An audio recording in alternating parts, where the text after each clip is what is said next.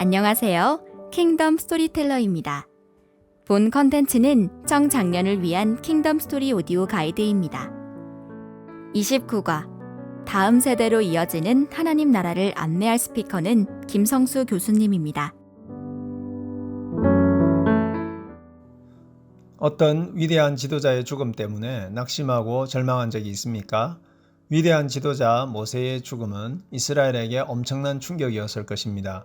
하지만 하나님께서는 그의 죽음조차 하나님 나라를 위한 귀한 사역으로 받으십니다.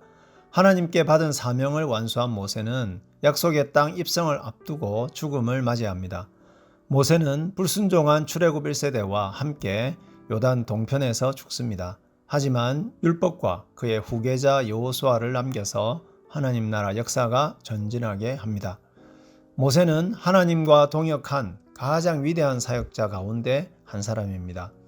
이것을 강조하기 위해서 10절에서는 이스라엘의 모세와 같은 선지자가 일어나지 못하였나니 모세는 여호와께서 대면하여 아시던 자였다고 표현합니다. 모세가 가장 위대한 선지자인 첫 번째 이유는 그가 이스라엘의 구원을 위해서 행했던 이적들 때문이죠. 11절에 보면 하나님은 이집트에 모세를 보내셔서 10가지 재앙과 홍해의 기적을 행하게 하셔서 바로와 그의 나라를 심판하시고 이스라엘을 구원하셨습니다. 12절에서는 이집트에서뿐만 아니라 광야에서도 모세를 통해 큰 권능과 위엄을 행하게 하셨다. 즉 하나님만이 하실 수 있는 이적을 이스라엘 앞에 베푸셨다고 합니다. 모세가 다른 선지자들보다 위대한 두 번째 이유는 그가 하나님 나라의 법인 율법을 직접 하나님께 받아서 이스라엘에게 전달했기 때문입니다. 이처럼 위대한 지도자의 죽음은 그를 따르는 사람들에게 절망을 안겨줄 수 있습니다. 하지만 하나님 나라 지도자의 죽음은 하나님의 뜻과 때에 따라 이루어집니다. 하나님은 모세를 요단 동편의 모압 평지 느보산에 오르게 하셔서 하나님 나라 영토를 다 보여주십니다. 그런 다음에 4절에서는 약속의 땅을 눈으로만 보고 건너가지는 못할 것이라고 하십니다. 이런 하나님의 행동과 말씀은 약속의 땅으로 들어가기 위해 모세가 한 사역을 충분히 인정하는 것이면서도 모세의 죽음이 광야에서 죽은 출애굽 1세대를 대표함을 보여줍니다. 3장 25절에서 가나안 땅에 들어가기를 간절하게 열망했던 모세의 요청까지 거절하신 것은 요단 동편의 모세의 죽음을 통해서 불순종이 얼마나 비참한 결과를 초래할 수 있는지를 미래 세대에게 계속 경고하셔야 했기 때문입니다. 5절에서처럼 모세는 죽을 때도 하나님께 순종했습니다. 그런 점에서 모세의 죽음조차도 하나님의 사역이 됩니다.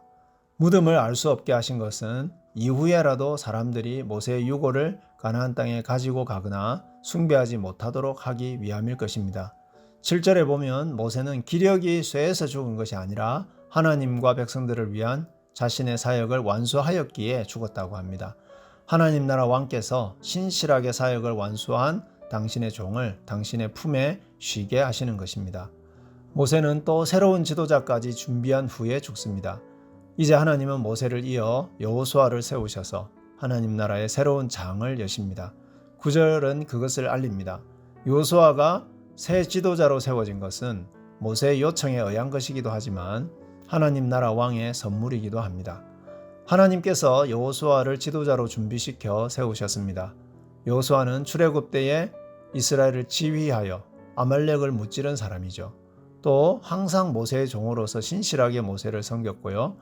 정탐꾼 사건 때에도 하나님에 대한 믿음으로 가나안 정복을 주장했던 사람이었습니다. 무엇보다 여호수아에게는 지혜의 영이 충만했습니다. 이것은 여호수아의 모든 사역이 하나님의 능력과 지혜와 말씀에 따라 진행될 것임을 미리 알려주는 것입니다. 사랑하는 여러분, 모세처럼 하나님과 대면해서 하나님 나라 백성을 구원하고 또 하나님 나라의 법을 전한 위대한 일을 행한 선지자는 예수님 외에는 없습니다. 모세는 구원의 대행자이지만 예수님은 하나님 백성의 참된 구원자이십니다. 모세는 율법의 전달자이지만 예수님은 말씀의 현현이십니다.